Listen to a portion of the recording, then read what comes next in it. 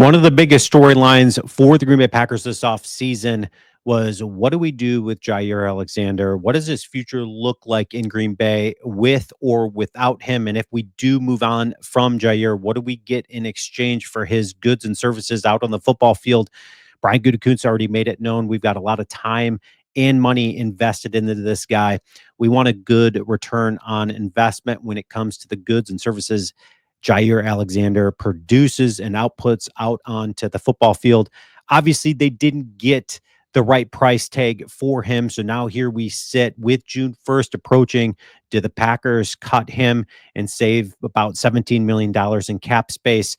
Or do they restructure a deal of sorts? What does that look like? Well, there's good news that came yesterday for the Green Bay Packers, and that is that the Green Bay Packers have proposed a restructured contract to Jaire, according to a source. And according to a source with knowledge of the situation, the Packers have proposed a restructured contract to Jaire Alexander, which tangibly demonstrates their interest in returning the two-time All-Pro cornerback during the offseason, in which they were open to trading him. Of course, they were open to trading him because he isn't able to stay out on the football field and healthy and consistently 3 of the last 4 seasons. So it was a risk and a gamble Brian Gutekunst was willing to do and move on from him, given if he were to stay out on the football field this year. But as free agency came and went, as the draft came and went, the Green Bay Packers didn't address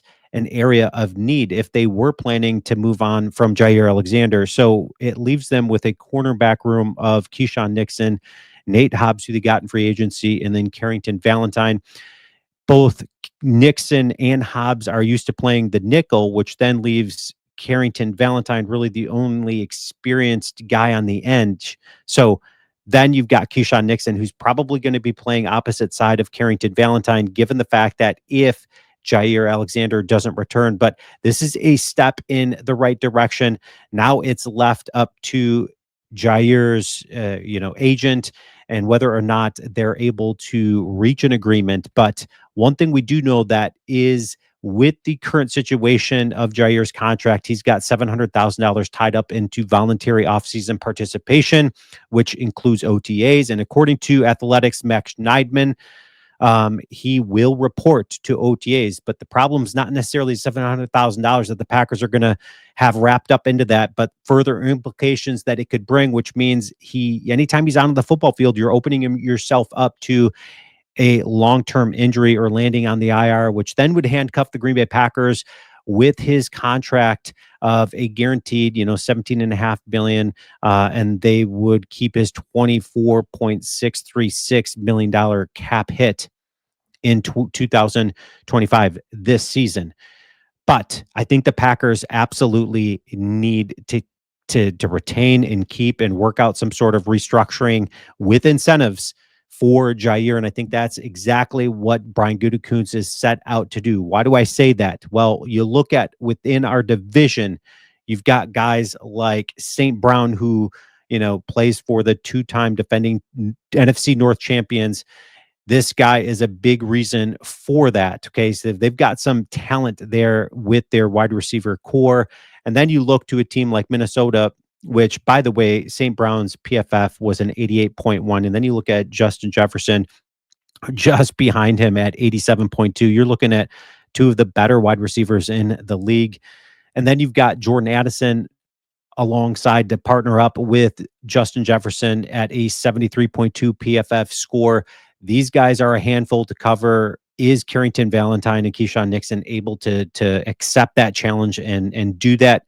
No, on their own, no. But the Packers thankfully have great secondary help and safeties, and with Jeff Hafley's defensive scheme. So could they get it done if they had to?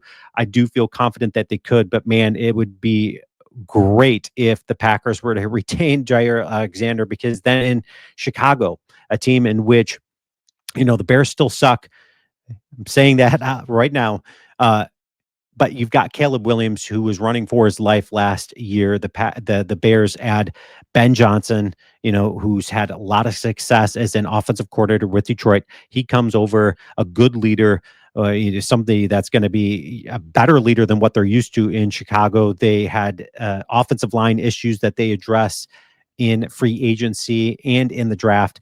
And then you've got guys like DJ Moore, who you're going to be throwing to, who's got a PFF score of a 73.5. You got Romo Dunze, not a bad rookie season, 63.8 PFF score. And then they added Luther Burden III, a guy that I would have welcomed in Green Bay.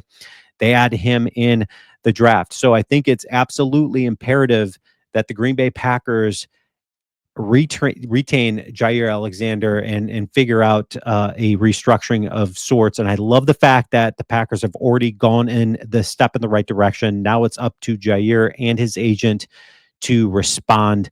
Another thing to look out for when we start looking at OTAs and if Jaire is going to report, and it sounds like he's going to, is Elton Jenkins. So we know that ESPN reported earlier in the month that Elton Jenkins wasn't present at voluntary workouts because he's awaiting a new restructure of his contract as well. So Jenkins is switching from left guard to center. At left guard, he had a lot of success there, 2 Pro Bowl appearances. That's because, so now the reason why he's holding out is because the Packers signed left guard Aaron Banks, threw a bunch of money at him, and the reports indicated that Jenkins wants a deal with more future financial stability that will protect him as a center in the league, because we know that centers aren't as financially incentivized in this league. So Jenkins is saying, hey, listen, I'm doing you a favor, so I want more money at a center position than what the market value is for centers. But that's going to be another thing to watch out for when it comes to OTAs. But I want you guys to leave your comments and let me know. I'm super excited that the Packers gave a restructured deal to Jaire, a step in the right direction, saying, hey, listen, your services would absolutely be welcomed here, but really we need a restructured deal with incentives. I love it. I think the Packers are absolutely going in the right direction and need Jaire Alexander as part of their success this season. Leave your comments, and as always, go Pack Go.